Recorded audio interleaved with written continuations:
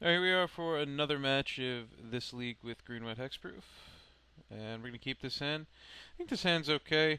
We have the choice of either going Colony Garden on turn 1 and getting a token, going Blossoming Sands and having white up for turn 2, or we can go Forest and draw a card. But I'm pretty sure I'm just going to go Colony Garden so I can go Sahana Ledgewalker on turn 2. Hopefully we draw an untapped land or a...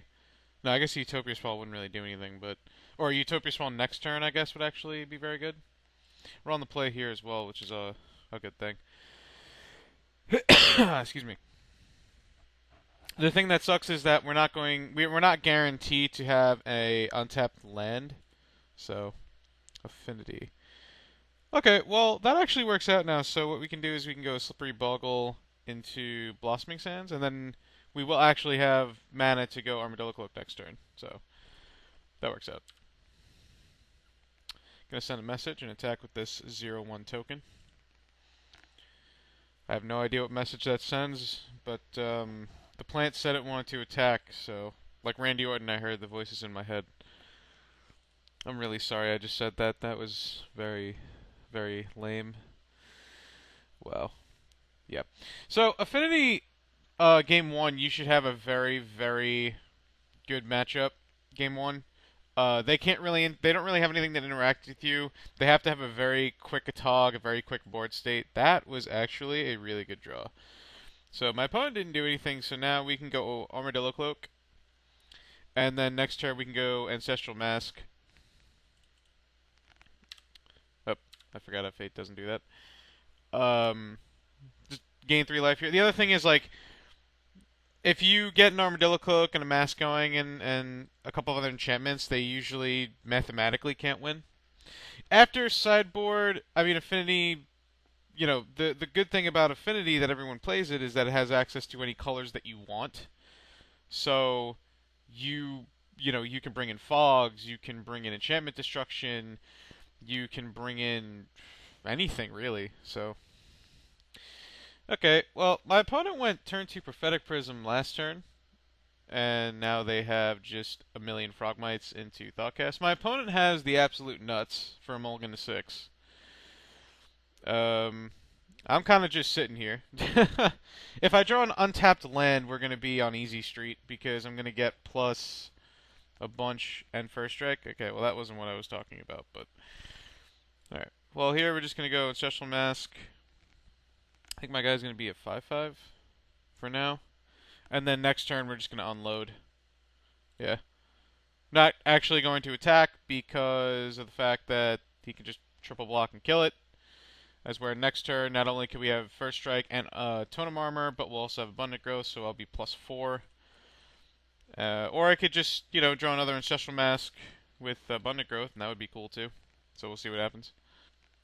So my opponent went 2 mana, draw 3 cards, and then played a Sea of Necro Wellspring.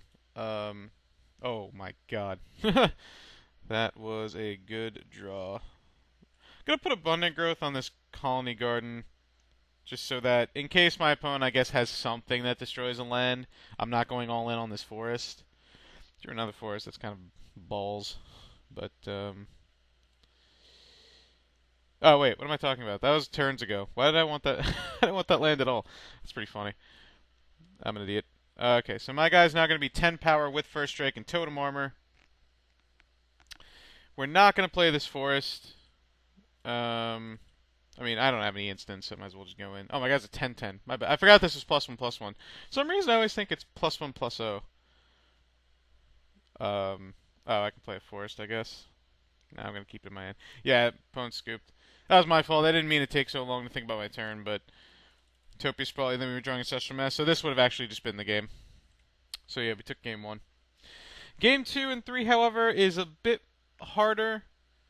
Like I said, because they have just about anything they want to bring in. We don't really have much. I'm not too fond of bringing in Lifelink in this matchup. Not on the draw. And Natural State is good, but I don't think it's better than anything else we can be doing. Assuming that my opponent, has a particular sideboard plan. So just take out Sahana Ledgewalker. Relic of Progenitus, of course, doesn't do anything. I don't believe that my opponent's going to have Edict effects, so I don't think Young Wolf does anything. Gut Shot, I can't be too sure that my opponent has Standard Bearer, so bringing in Gut Shot might not be a good idea. Natural State is decent, but there isn't really anything to take out for it, to be honest. Like, you're really just already good against Affinity. Like, this doesn't destroy. I say like a lot. This doesn't destroy their creatures. It destroys Prophetic Prism, but Affinity is usually really good at getting colors. You don't want to destroy Necro Wellspring, and trying to natural state lands away just doesn't work. We could bring in a couple of Gut Shots. For what? I'm not exactly sure. We could shave another Solhana Ledgewalker, and we could easily shave like a Glade Cover Scout. I think Aura Gnarlid's very good in this matchup, unless my opponent leaves in removal, I suppose. But my opponent could have like Serene Heart and stuff, so I'm just gonna go on the off chance they don't actually have Standard Bearer, and we're just gonna go back into it. Standard Bearer is not a very common sideboard card these days. It's a very, very good card, but it's not a very common card. Commonly played, I should say. I don't understand why it costs so much, but I guess the fact that invasion cards are so hard to get on Magic Online, it makes sense. Alright, so I'm going to keep this hand. I'm probably, unless I draw another forest, or not going to go turn 1 Glade Cover Scout, I'm probably just going to go turn 1 Utopia Sprawl, naming green. Because of the fact that I have Abundant Growth, I can just name green and then do whatever the heck I want. Alright, just gonna go Utopia Sprawl. But now I'm gonna name white, I think. No, I'll still name green, because I can just... Well, the problem is that if I don't name white, I can't go Ethereal Armor on my Glade Cover Scout. Like, if I name green, I can go Glade Cover Scout Rancor, but then if I don't draw another way to get a white source, I can't actually go Ethereal Armor the next turn, so I'm just going to name white here. And I'm going to take the chance that I am able to draw another green source. A Blossoming Sands or a Colony Garden or even another... Actually, another forest would be very, very good next turn, so we'll see how that goes. Am I going to see the double Frogmite? No? Alright, cool. No Thoughtcast either. Alright, so we'll go Glade Cover Scout. Now, I could have also had named green and went Abundant Growth on the forest, but I think being more aggressive with this hand is what I want to be doing against Affinity. That could easily be wrong, but I'm pretty sure I just want to be aggressive. So my opponent's attacking. Since this is the only creature in my hand, my opponent could easily have a natural state. I'm just going to take 2 here. It's true that it is 2 free damage, but if my opponent decides to attack again, I think it's my opponent saying, "Oh, well, if he really thinks I have the natural state or naturalized, then, you know." Okay, drawing Blossoming Sands there was pretty good. So we're gonna go Rancor, and like I said, just get aggressive. Does my opponent actually have the natural state? That would suck. All right, because I could also have Electrickery, but I don't really see Electrickery out of Affinity too much. Unfortunately, got to burn away the white. And we'll attack for 6. If they have a natural state, we will only take 3. Or they will only take 3. Yeah, we'll take 3. Just why not? No, they do have Serene Heart, though. Okay. Well, Serene Heart's fine. It hurts a lot, but it didn't destroy our Ancestral Mask, and we get Rancor back. So we're not that far behind. Well, now my opponent has access to all the colors that they need. So this game, I wouldn't have sideboarded out anything that I've drawn already for Natural State, but Natural State would have been good in this game. Because they are screwed on their colors. But, still. Okay, well, that sucks a lot. Not hitting a 3rd land here is kind of poopy. Okay, well now we hit the 3rd land. So now what I'll do is I'm going to Rancor. I just have to hope that my opponent doesn't... my contact is just annoying the crap out of me. I really have to hope that my opponent doesn't have another Serene Heart. If they do, I'm pretty sure we're dead. Because we're not going to be fast enough.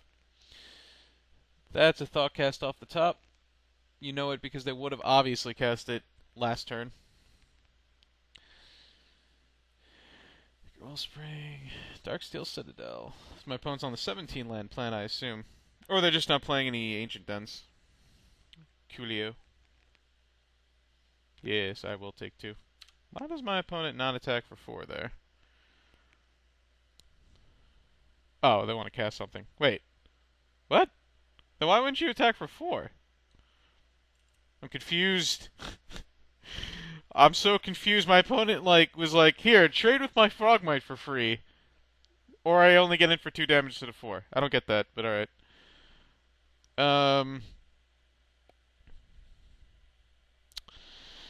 So, yeah. I could play Pilgrim and get Armadillo Cloak, but I don't think that's actually correct. Pretty sure just getting that out there is correct.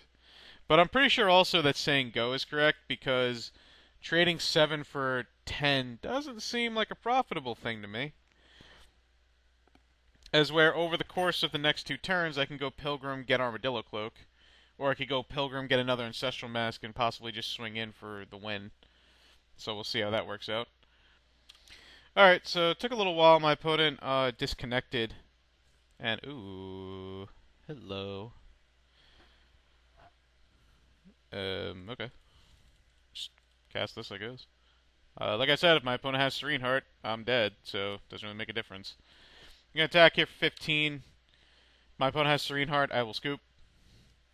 I can just block here, so only takes 6, and I don't think my opponent's going to have triple Galvanic Blast. That seems pretty unlikely. You know? Up. I think my opponent just has a Serene Heart. Sometimes they just draw 2 Serene Hearts. Pretty sure that's the only 2 Serene Hearts in their sideboard too, so hopefully they used up all their luck in this game. That's what you gotta hope. No, if they have Serene Heart, that's it. Just go straight back in. I don't think Natural State is a good sideboard option, so. Again, I don't think that blowing up their land or blowing up, if that, the hell's the word? Spring Leaf Drum? Yeah, word. Okay. A name, I meant. Is a good idea. I think, on average, it's not actually going to do, though, that much, so. There isn't anything that you can do about Serene Heart. You just have to hope that your opponent doesn't draw 2 a game. You're seeing now the way to deal with it. It's like, make your opponent use it, but, if they do. Now here's the problem. So I could go Abundant Growth now, but then I can't curve out into Sahana Ledgewalker Ancestral Mask. So I'm just going to go Colony Garden, get a 0-1 token, and then pass the turn. If I draw a Slippery Boggle or just a 1-mana card, I can go, Rancor on it. Another Ancestral Mask, alright, that's good too. Go Ledgewalker, pass the turn. I'm going to attack for 0, though, because I can. Swing for 0. Woo! Yeah! Take that message. Message is, I turn things sideways and don't give a damn. God, I'm so lame. Why do you all watch me? Alright. You're a little late there, Slippery Boggle. So, we'll go Ancestral Mask here. And get in for 1. And pass turn. The reason why I'm going Ancestral Mask now is so that I can curve out better next turn. My guy still dies to Electrickery no matter what I do. But it's true, I could have saved the mask. I don't think that's the correct play. This again? Really? Okay, I guess. That's Slippery Boggle. Alright, let's go Abundant Growth. Well, not looking too good, because we're just on the creature plan now. Do that, do this. If my opponent passes with 2 mana up, When my opponent plays Serene Heart, I'm just going to concede because I'll be 2 Ancestral Masks down and way behind. This is why I said you have a really good matchup against Affinity Game 1. Your matchup, however, Game 2 and 3, not good. Especially when they draw multiple Serene Hearts a game. Not good. But, what can you do? Pretty much shows you why Boggles is not the amazing menace that people think it is. So, well, there might be hope. Ooh, where did it look like? Let's see. If we go Serene Heart, that's going to be plus a lot. If we go Armadillo Cloak, it's not plus a lot. So that is 15, 8, 9, 10, 11, 12.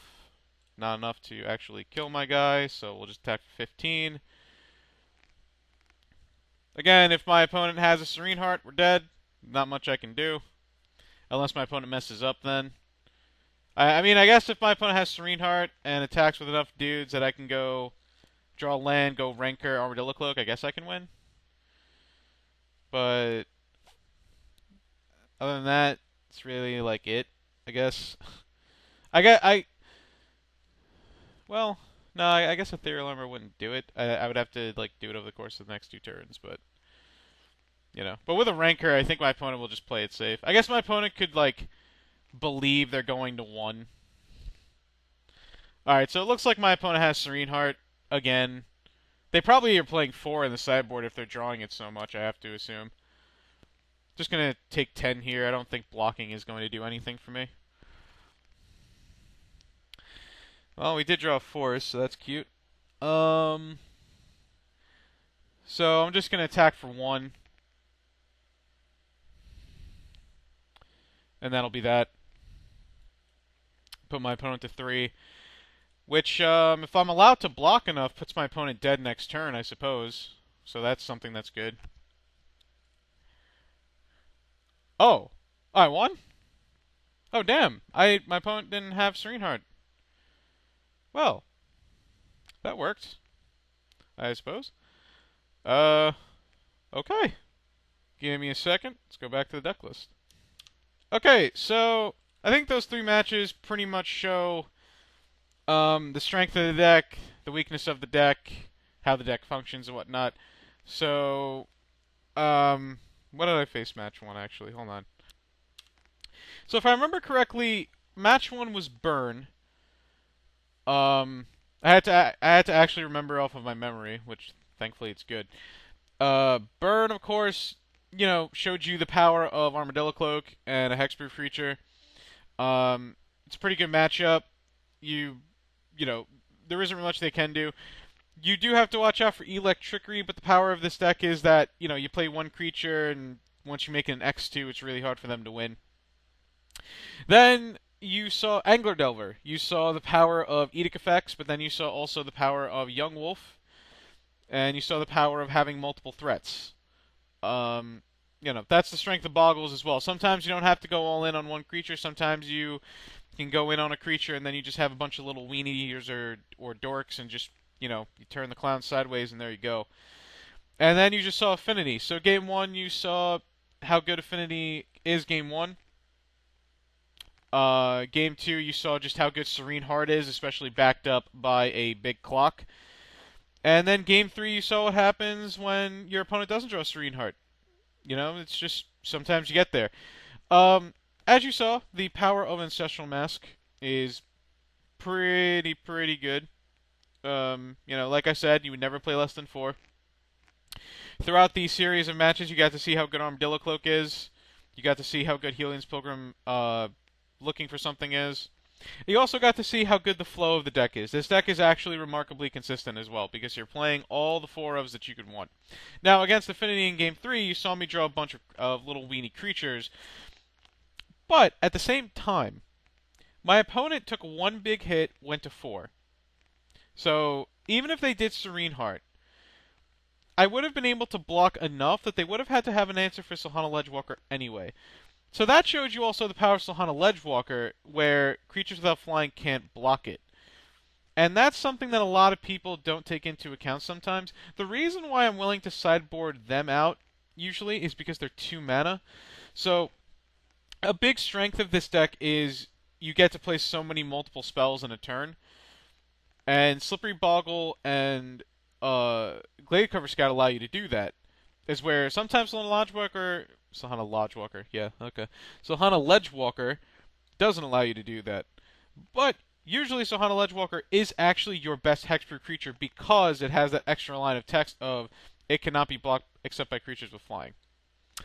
As far as the sideboard goes, I think the sideboard's pretty good for right now.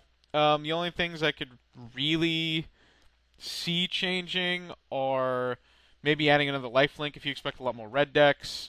Maybe you don't need the third Heliod's Pilgrim. You add like a third Relic of Progenitus. Gutshot might not be necessary, but I think you should still keep it in there just in case. It could also be good against Delver to kill a Spellstar Sprite in response to it countering something. Things of that nature. As far as the main deck goes, main deck I think is here to stay.